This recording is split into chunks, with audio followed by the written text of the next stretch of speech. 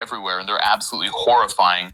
Back in 1999, the Guardian quoted a research scientist saying that he expects 10,000 extra deaths in Kosovo because of depleted uranium. So there's no shortage of evidence.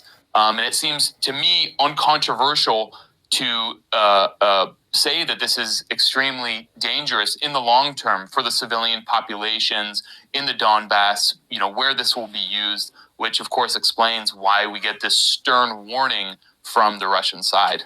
Well, that was one of the biggest things that stood out to me upon hearing the news of this is how will this be used against the civilian population? Because to this point, we know that NATO-directed HIMARS attacks have been hitting civilian populations inside the Donbass. So they're using American Western weapons to attack civilian populations, apartment complexes, hospitals, all sorts of civilian residential areas.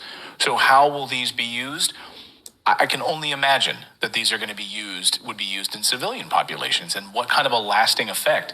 I mean, we're talking still the irradiating effects of these many, many years later in these civilian populations and in Iraq and Kosovo and these other areas.